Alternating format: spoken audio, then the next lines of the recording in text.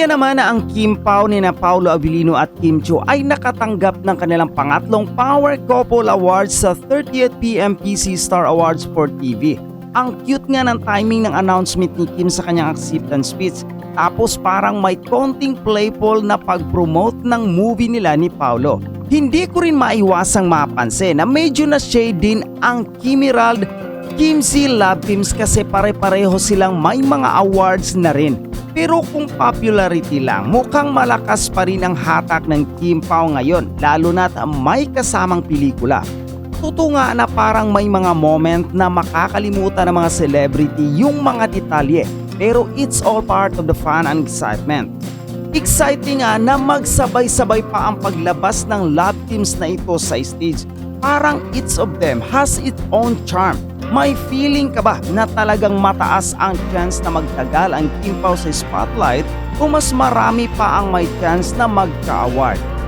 Nakakatuwa na makita kung paano muling nagbabalik ang Kim Pao Love Team sa spotlight, lalo na at talagang patok na patok sila sa mga fans. Ang pagkakaroon nila ng pangatlong Power Couple Award ay isang malaking patunay na may malakas na chemistry sila sa screen at personal nilang buhay.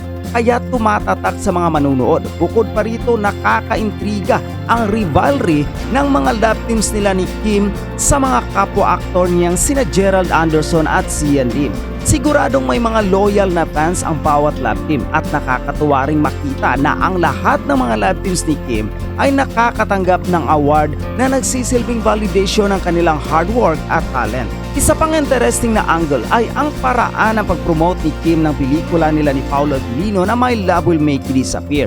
Medyo nakakatuwa nga na na-mention pa niya ito sa kabila ng hindi pa pala natatapos ang 30th PMPC Star Awards for TV. Pero siguradong matutulungan ang casual promotion ito para sa pelikula nila, lalo na't medyo malapit na ang opening day. Ang ganitong promotion ay madalas ginagamit ng mga artista para magsustento ng momentum ng kanilang mga proyekto. At sa personal na pananaw, habang may mga love team wars, nagiging mas exciting na rin ang mga ganitong award. Kung magpapatuloy ang magandang pagtanggap sa Kim Pao, baka sila na nga ang susunod na power couple na magtutulong-tulungan sa mga proyekto at award show. Sigurado rin maging interesting kung mag-crossover ang love teams nila ni Kim, Gerald at Sian sa bagong proyekto para mas mapalakas pa ang kanilang mga pangalan at manood ang fans. May mga feature project pa kaya silang ilalabas bilang love team o magkakaroon ng solo project? Ang balitang ito ay talagang nakakatuwa at may magandang impact sa karir ni Kim Chiu at Paolo Abilino, pati na rin sa mga fans nila.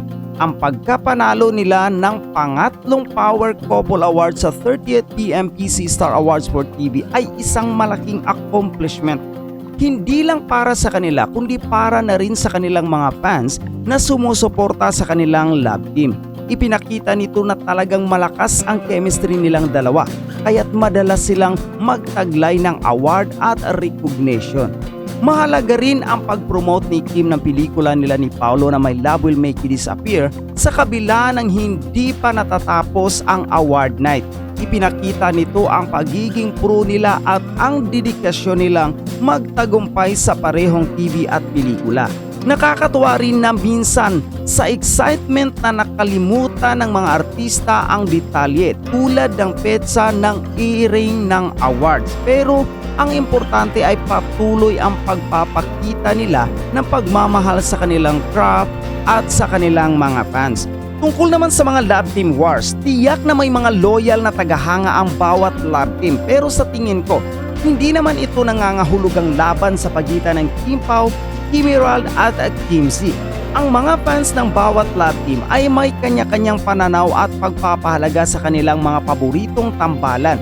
Sa huli, ang mga award at achievement na ito ay nagpapatunay na lahat sila ay may lugar at halaga sa industriya. Masasabi ko na isang magandang hakbang ang patuloy na pagpapakita ni Kim at Paolo ng magandang relasyon at teamwork sa kanilang mga proyekto. Kung magpapatuloy ang kanilang success, sigurado akong mas marami pang mga tagumpay ang darating sa kanila, hindi lang bilang love team, kundi bilang mga individual din. while watching last night, tuwang-tuwa ako kasi mismong si Kimi, nagugulat siya mga kachika kapag bigla na naman siyang tatawagin para tumanggap ng awards. So para sa mga hindi nakapanood kagabi mga kachika, yung mga tinanggap na awards ng ating Chinita Princess. Yung una mga kachika, yung Best Reality TV Show, which is PBB mga kachika, si Kimi yung tumanggap ng awards dyan mga kachika. So that's one trophy. Pero in behalf of Ate Bianca, Melay, Enchong, Robbie, Alexa, maraming salamat po for always supporting Pinoy Big Brother. Ito po talaga ang kwento ng totoong buhay and we're very thankful sa lahat po ng sumusuporta sa amin. Lalo na't may bago kaming bahay na nasa GMA 7 po ang PBB Collab. Kaya maraming salamat. More power po sa lahat ng sumusuporta, lalong-lalo na po kay Kuya. At sa lahat ng mga nangangarap sa loob ng bahay ni Kuya. Thank you so much. Congratulations. Then mga chika, yung pangalawa, Female Star of the Night. So mga chika, pangalawa na yan, di ba? And then mga chika, pangatlo, okay, siya rin yung tinaguri ang Best Actress for Drama Series na Linlang. Di ba mga chika? So that's third. And then of course, yung pang-apat, Herman Moreno Power Tandem Award kung saan nakasama niya ang kanyang jusawa na si Paolo Abilino. Na mga chika, kagabi, tuwang-tuwa ako tuwing tatawagin si Kimi sa stage, okay, para tumanggap ng award. Napapapalakpak talaga kami dito sa bahay. And I know everyone will agree with me na Kimi deserve all those awards. Diba mga chika, yung Female Star of the Night, kitang-kita nyo naman yung postura kagabi ni Kimi, nakita nyo yung gayakan. Diba? Sino ba naman yung hindi matataguri ang Female Star of the Night pagka hindi ganun kalakas yung dating mo? Diba? So mga chika, nag-stand out si Kimi among the others, kaya siya nabigyan ng award din na yan. Mga chika, nung nabigyan siya ng pagkakataon na magkaroon ng short speech, diba? Nung tinanggap niya yung parangal na yun, natatawa ako eh. Kasi sabi niya, pabiro lang naman, sabi niya, hindi daw talaga siya pumunta, okay, doon sa gabing iyon para hindi matanggap yung Female Star of the Night Award. Maraming salamat po para sa hindi po tayo nagpunta dito para hindi mag-star. Pero thank you po, PFPC. Maraming salamat sa naka-appreciate. Sa glam team ko, I love you so much. Thank you. Love you, Kim! Salamat po. Ay, ito na yung So mga chika, that's our Kimi. Biro man or hindi, yung sinabi niya, para sa akin, siya lang talaga yung karapat-dapat na tumanggap ng award na yan. And then mga chika, di ba, yung Best Actress naman, for drama series na Linlang.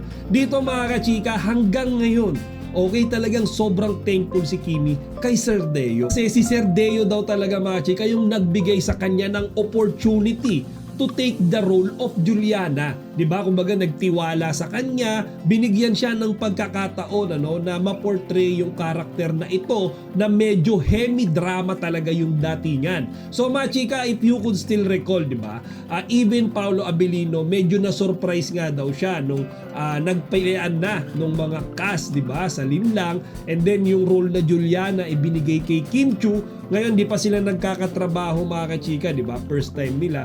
Medyo nagkaroon din daw ng konting doubt si Paolo kasi syempre talagang heavy drama, mga sigawan, di ba? Iyakan. Tapos si Kimi yung gaganap doon, di ba? Na nasanay tayo sa mga rom-com, di ba? Mga comedy, mga alam niyo yun, mga medyo masasayang role. Kaya di ba parang bigla ang shift eh, di ba? From romantic comedy, from mga comedy films, and then pupunta sa heavy drama, sigawan, di ba? Suspense. Kaya mga kachika, kitang-kita nyo naman, pinatunayan ni Kim Chiu na kaya niya. And isa nga sa mga patunay na yan, tinanggap niya yung Best Actress Award. Di ba mga kachika? So ang galing ni Kimi, di ba?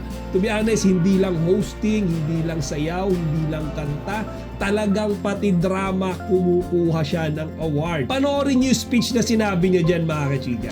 And kay Juliana na hindi ko alam na magagampanan pala kita. Natatakot akong gawin ka. Pero sabi nga nila, hindi ka mag-grow kung hindi mo haharapin yung kinakatakutan mo. Kaya maraming salamat. And syempre, ino-offer ko to sa pinakamamahal kong Sir Deo. Thank you so much dahil ikaw yung unang taong naniwala sa akin. Maraming salamat sa Linlang. Dahil ito yung show na hindi ko aakalain na gagawin ko siya. And ang daming nabigay sa akin na validation as an actress dahil sa show na ito. And kung saan-saan na rin ako dinala dahil din sa palabas na to. Lastly mga kachika, yung pinaka-favorite na award, okay, na tinanggap ni Kimi kagabi, hindi lang para sa kanya mga kachika, kung hindi para sa kanilang dalawa ni Paolo Abilino. So mga kachika, nasungkit ng Kim Pao yung Herman Moreno Power Tandem Award last night. Okay, in all fairness mga kachika, hindi lang actual yung Kim Pao kasi pati yung Barda nakakuha rin ng award na yan. So dalawang couple, dalawang love team yung nakakuha niyan mga kachika. Yung isa si Barbie Forteza tsaka si David Licauco, and then Kim Chunga and Paolo Abilino. Pero for me, hindi naman sa nagiging bias. Opinion ko lang mga kachika, and no offense para sa mga Barda fans, pero for me, lamang ang Kim Pao pagdating sa pakilig, okay, compare sa Barda. Syempre mga chika, nando na rin naman tayo na talagang malakas din ang Barda. Pero syempre, as someone na Kim Pao fan, talagang para sa akin mas malakas pa rin ang Kim Pao. Kasi we all know mga chika, mapabata, mapamami, mapadaddy, or even the senior citizens mga kachika, talagang kinikilig sa kanilang dalawa. Okay, makita nga lang yung mga pictures nila, di ba? Makita lang yung mga videos nila, talagang nagtitrending palagi. Okay? Lalo na mga chika kapag nakikita sila in personal or meron silang mga performances, di ba? Dadalaw sila sa iba't ibang lugar. Nakikita nyo kung gaano kadami yung mga tao na pumupunta. Di ba? Parang mga chika, parang kuyog. Di ba? Ang daming tao talagang nanonood. Kaya nga madalas kahit hindi Kim Pao fans mga chika, nagiging Kim Pao fan na rin. So mga chika, kagabi nung tinanggap nila yung award na yan, nakita natin si Paolo Abilino kasama ni Kimi, okay, na naglalakad sa stage, and matagal kong inintay yan. Diba? Kasi most of the time tumatanggap sila ng award, solo-solo sila eh. Diba? Si Kimi tatanggap ng award solo, Paolo Abilino tatanggap ng award solo. So kagabi mga kachika, sabay silang naglakad. Diba? Kaya nakaka-proud. Actually, tuwang-tuwa ako. Siyempre, binibuild up natin ng Kim Pao, lagi natin silang pinag-uusapan, and then there they are. Diba? Nasa stage, tumatanggap ng award. Diba? Worth it talaga yung suportang ibinibigay natin sa kanila. Actually mga chika, nung nagkaroon nga sila ng short speech, napuna ni Kimi yung sinabi ni Paolo, kasi akala daw ni Kimi maikli lang o kayo sasabihin ni Paolo, pero ang dami daw sinabi. And then nung si Kimi naman nagsalita mga chika, of course, very short message lang pero very meaningful. Ngayon kung hindi nyo pa napanood yan, halina't sabay-sabay natin panoorin. Mayor of Mindanao del Norte, Honorable Marcos Mamay.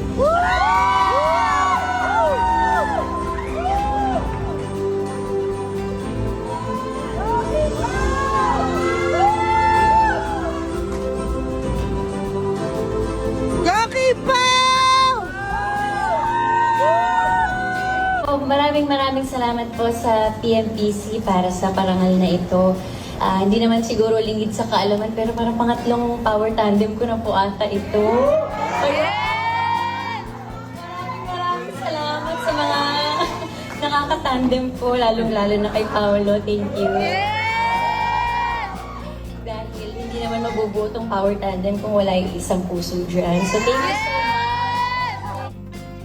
so much! Tanggap ng parangal na hindi tungkol sa acting. But thank you so much sa lahat na namumuo ng PMPC, sa ating mga kaibigan sa press, mga artista at sa mga nagtatrabaho sa industriya na nandito. Ako po ipinalad na mag-guest pa sa show ni Kuya Germs nung ako'y nagsisimula. And over the years, sa lahat ng mga nakasalamuha kong mga artista at mga tao, ang dami kong mga naririnig na pinagsimulan talaga nila ang programa ni Kuya Germs. At salamat at patuloy niyo na binibigyang importansya ang naiambag ni Herman Moreno dito sa industriya natin. Salamat. Sabi mo, hindi mo alam sasabihin mo. Ang dami ko pala sinabi. Nakita ko si Coco, kinabahan ako eh. Kailangan ko Lang napahaba yung sinabi ni Paolo kasi kinabahan daw siya nung nakita niya si Coco Martin. So mga chika, overall nakakatuwa itong pagsungkit, di ba, ng Kim Pao sa award na ito. Magiging totoo ko sa inyo mga kachika. Kaya lang ako nanood, okay, ng awards night na yan kagabi. Kasi nandyan yung Kim Pao eh. Okay, kasi alam ko si Kim tatanggap ng award. Kumaga technically silang dalawa lang talaga yung inabangan ko dyan.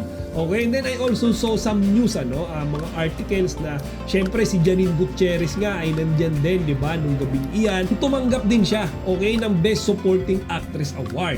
We didn't heard naman, any news na nagkaroon sila ng tension, okay, Kim Chiu and Paolo Abilino kay Janine Gutierrez. Kasi di ba, aware naman tayo na medyo nagkakaiwasan sila. So it's all good naman mga kachika, tsaka mukhang sila rin naka-move on na, di ba, doon sa nakaraan.